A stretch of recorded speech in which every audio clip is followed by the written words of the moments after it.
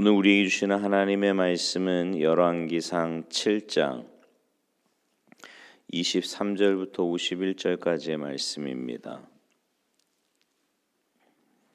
열왕기상 7장 23절에서 51절까지 우리 한 목소리로 봉독하시겠습니다. 함께 봉독하십니다. 시작.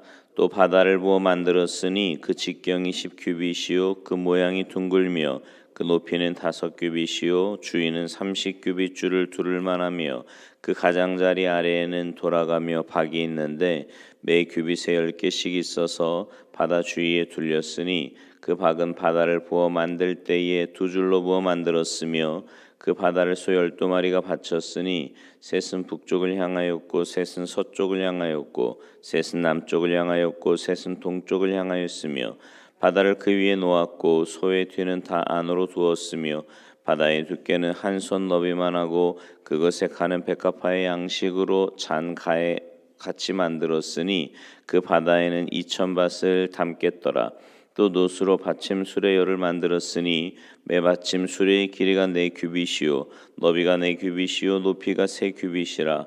그 받침 수레의 구조는 이러하니 사면 옆 가장자리 가운데에는 판이 있고 가장자리 가운데 판에는 사자와 소와 그룹들이 있고 또 가장자리 위에는 놓는 자리가 있고 사자와 소 아래에는 화환 모양이 있으며 그 받침 수레에 각각 4 놋바퀴와 노축이 있고 받침 수레 4발 밑에는 어깨 같은 것이 있으며 그 어깨 같은 것은 물두멍 아래쪽에 부어 만들었고 화환은 각각 그 옆에 있으며 그 받침 수레 위로 돌이켜 높이가 1규빗 되게 내민 것이 있고 그 면은 직경 1규빗 반 되게 반원형으로 우묵하며 그 나머지 면에는 아로 새긴 것이 있으며 그 내민 판들은 네모지고 둥글지 아니하며 4바퀴는 옆판 밑에 있고 바퀴축은 받침 수레에 연결되었는데 바퀴의 높이는 각각 1규빗 반이며 그 바퀴의 구조는 병거바퀴의 구조 같은데 그 축과 태와 사이과 통이 다 부어 만든 것이며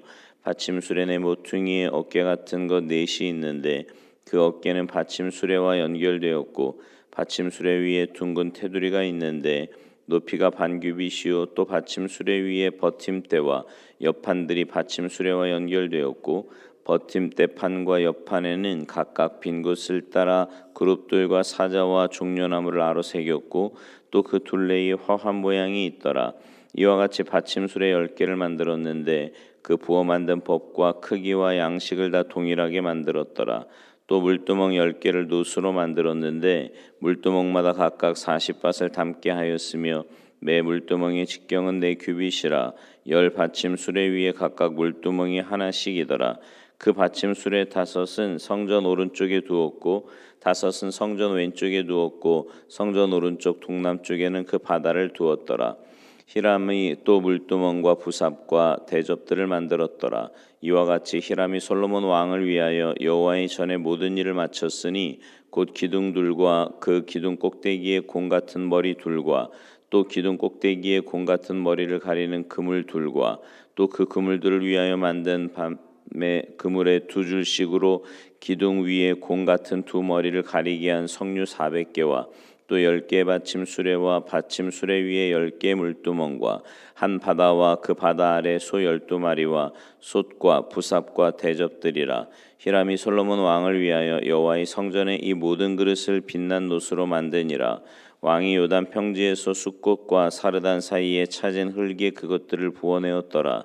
기구가 심히 많음으로 솔로몬이 다 달아보지 아니하고 두었으니 그 놋 무게를 등이 측량할 수 없었더라.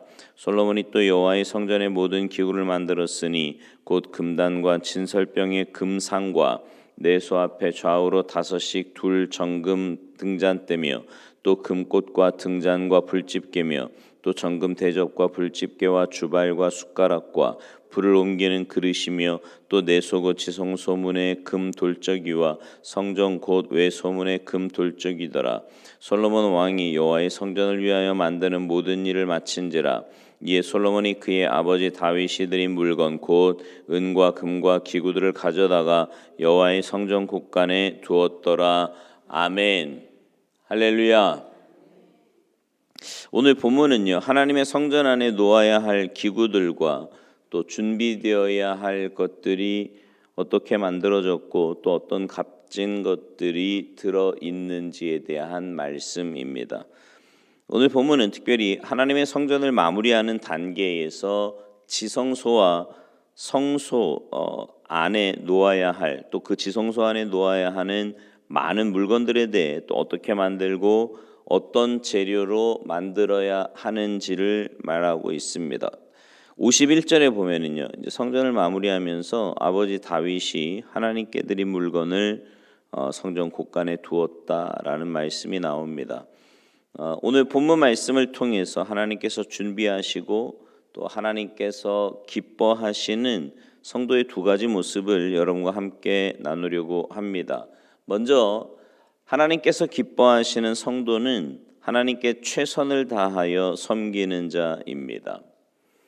지금까지 솔로몬이 하나님의 성전을 지은 모습을 보면 하나님의 성전은 정말 아름답고 멋있고 화려하고요. 그 안에 값진 모든 것들이 들어 있음을 보게 됩니다. 말씀을 쭉 읽으면서 여러분 어떻게 읽으셨는지 모르겠지만 이렇게 좀 상상을 해보면 그것을 알 수 있지요. 비록 하나님의 명령에 순종하여서 하나님의 성전을 지은 것이지만 그는 최선을 다해서 그 성전을 건축했습니다. 본인이 가지고 있는 가장 귀한 최상의 물건을 가지고 성전을 건축한 거예요. 솔로몬의 이 최선의 모습, 최상의 것을 드리는 헌신된 모습을 하나님께서는 기뻐하셨습니다. 하나님은 하나님의 사람들이 최선을 다해 하나님을 섬길 때 기뻐하십니다. 다시요. 하나님은요, 하나님의 사람들이 최선을 다해서 하나님을 섬길 때 기뻐하시는 거예요. 내게 주어진 환경에서 최선을 다하여 하나님께 순종하며 또 그 하나님을 섬길 때 하나님은 기뻐하시는 겁니다. 여러분, 하나님께서는요, 다시 말씀드리지만 우리의 최선의 모습을 기뻐하세요. 많은 세상의 유혹 가운데 신앙을 지키는 여러분의 최선을 보며 그 모습을 보며 하나님은 기뻐하신다는 말입니다. 내게 비록 물질이 많지 않지만 정성이 담긴 물질을 주님 앞에 드릴 때 주님은 기뻐하시고요. 시간이 없어 짧은 순간이라도 순간순간 주님을 찾는 간절한 기도에 주님은 기쁨을 가지십니다. 짧은 시간이지만 주님 앞에 나와 졸지 않고 내 가족들과 우리 교회와 또 허락하신 영혼들을 위해 중보할 때 그 마음을 보시며 하나님은 기뻐하십니다. 우리 하나님은요, 결과보다 과정을 더 중요하게 생각하십니다. 내가 어떤 마음의 태도를 가지고 주님 앞에 나아가며 또 기도하며 찬양하는가를 보시는 거지요. 여러분들이 있는 그곳에서 매일매일 하루하루 순간순간마다 최선을 다하며 사시기 바랍니다. 그럴 때 하나님은 여러분의 그런 삶의 모습을 기뻐 받으실 줄 믿습니다. 두 번째로 하나님은 우리의 신앙을 우리 자녀들에게 계승할 때 기뻐하십니다.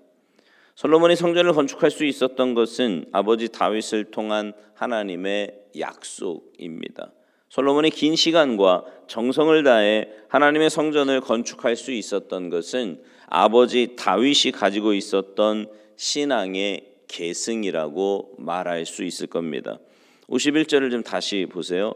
솔로몬 왕이 여호와의 성전을 위하여 만드는 모든 일을 마친지라. 이에 솔로몬이 그의 아버지 다윗이 드린 물건 곧 은과 금과 기구들을 가져다가 여호와의 성전 곳간에 두었더라.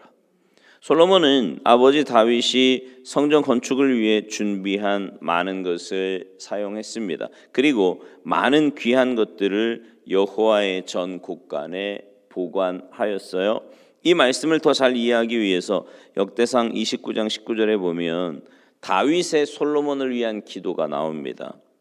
또 내 아들 솔로몬에게 정성된 마음을 주사 주의 계명과 권면과 율례를 지켜 이 모든 일을 행하게 하시고 내가 위하여 준비한 것으로 성전을 건축하게 하옵소서 하였더라. 이 말씀을 보면 다윗은 아들 솔로몬이 하나님의 말씀에 대하여 순종할 수 있도록 간절히 기도하는 것을 볼 수 있습니다. 그리고 내가 예비한 것으로 전을 건축하게 해달라고 기도하지요. 우리가 오늘 읽은 51절은 솔로몬이 다윗의 신앙을 계승해서 하나님의 말씀에 순종하고 아버지의 부탁에 따라 여호와의 전을 건축하는 모습인 겁니다. 여러분, 신앙은요, 계승하는 거예요. 신앙은 계승하는 겁니다. 하나님에 대해서 또 하나님의 말씀에 대해서 우리 자녀에게 외치고 증거하는 것, 이것이 신앙의 계승입니다. 여러분은 자녀들에게 무엇을 가르치고 또 무엇을 증거하고 있습니까? 에베소서 6장 4절에 보면 주의 교양과 훈계로 양육하라 이렇게 말씀해요. 하나님의 말씀으로 양육하라는 거죠. 신명기 6장 4절 이하에도 보면 하나님의 말씀을 부지런히 자녀들에게 가르치라 이렇게 말씀합니다. 솔로몬이 왕으로 하나님의 성전을 지을 수 있었던 것은 다윗이 가지고 있었던 그 신앙의 계승과 기도 때문입니다. 아버지 다윗의 신앙이 솔로몬을 지탱해 준 거지요. 여러분은 신앙의 계승을 위해 무엇을 하고 계십니까? 자녀들이 신앙생활을 어떻게 하는가를 여러분들이 이렇게 보면서 그 자녀들을 위해서 매일 기도하셔야 돼요. 특별히 신앙생활을 하지 않는 자녀가 혹시라도 있다면 그 자녀를 위해 정말 눈물로 매일매일 기도하셔야 됩니다. 이 땅에서 뭘 하든 어떤 삶을 살든 사실 이 땅은 나그네 인생길이라 그러잖아요. 주님 앞에 서는 그날을 준비하는 거 아닙니까? 이 땅에서 우리가 어떤 삶을 사느냐에 따라서 영원이잖아요. 영원. 네. 여러분의 자녀들이 이 땅에서 뭐 잘 먹고 잘 좋아요. 좋지요. 좋은데 그래봐야 몇 년이에요. 그래봐야 몇 년이냐고. 그런데 그러고 난 다음에 그 영원의 삶을 자녀들이 어디서 보낼 것인가를 생각한다면 어떻게 그 자녀들을 위해서 기도하지 않을 수 있겠습니까? 솔로몬의 아버지 다윗은 최선을 다해서 하나님께 예배하는 자였습니다. 여러분의 자녀도 다윗과 같이 여러분의 자녀를 하나님께 예배하는 자로 세우시기 바랍니다.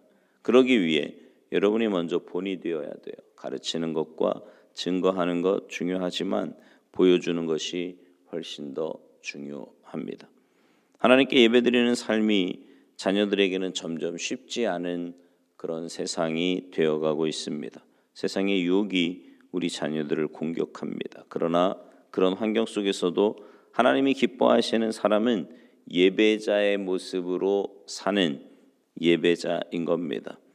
사랑하는 성도 여러분, 우리 자녀들에게 우리가 가지고 있는 신앙을 잘 계승하기를 바랍니다. 그러기 위해 내가 먼저 변해야 되고요. 내가 먼저 주님 앞에 기도해야 합니다.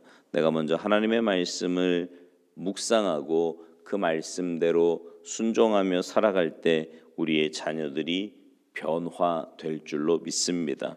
하나님은 우리의 삶을 통해 기쁨 얻기 원하시고 영광 받기를 원하십니다. 여러분 이거 잊어버리시면 안 돼요. 그러니까 삶의 목적이 하나님의 기쁨이고 하나님의 영광이라고 하는 것을 잊어버려서는 안 됩니다. 여러분의 최선의 마음과 최선의 헌신을 통해 주님 앞에 나아가시기 바랍니다. 주님은 여러분이 가지고 있는 그 진실된 마음, 최선을 다하는 마음을 통해 분명 기쁨을 받으실 거고요. 여러분의 그 헌신을 기쁨으로 흠양하실 줄 믿습니다. 바라기는 여러분의 삶이 이런 믿음의 삶이 되어서 여러분의 삶을 통해 하나님께 기쁨이 되며 또 그 신앙이 여러분의 자녀들에게 잘 전수가 되어서 여러분의 가문이 대를 거듭할수록 신앙의 가문으로 믿음의 가문으로 든든하게 서 가시기를 주님의 이름으로 축원합니다. 기도하시겠습니다. 하나님 감사합니다. 저희들에게 믿음을 주시고 천국의 소망을 주시며 이 땅에서 사는 목적이 나를 위해 눈앞에 보이는 것을 위해서가 아니라 영원한 천국과 하나님의 나라를 위해서 하루하루를 살아가게 하시니 감사를 드립니다. 천국 백성이라고 하나님의 자녀라고 하면서도 눈에 보이는 것에 따라 일희일비하고 있는 우리들의 연약한 모습을 주님 앞에 고백합니다. 저희들의 믿음 없음을 불쌍히 여겨주시고 하나님, 우리의 매일매일의 삶이 정말 주님 앞에 최선을 다하며 주님의 말씀에 온전히 순종하며 믿음으로 반응하는 삶이 되게 하셔서 그런 우리의 삶이 하나님의 기쁨이 되게 하시고 우리의 자녀들에게는 모범이 되게 하셔서 우리의 신앙이 자녀들에게 잘 계승되고 전수되게 하시고 대를 거듭할수록 아름답고 복된 신앙의 가문으로 든든하게 세워져 갈 수 있도록 주님께서 역사하시고 은혜 내려 주시옵소서. 이 새벽에 여러 가지 기도의 제목들을 가지고 안타까운 마음으로 부르짖어 기도하는 주님의 백성들의 기도와 간구에 주님 응답하시고 역사하여 주시옵소서. 감사드리며 예수님의 이름으로 축복하며 기도하옵나이다. 아멘.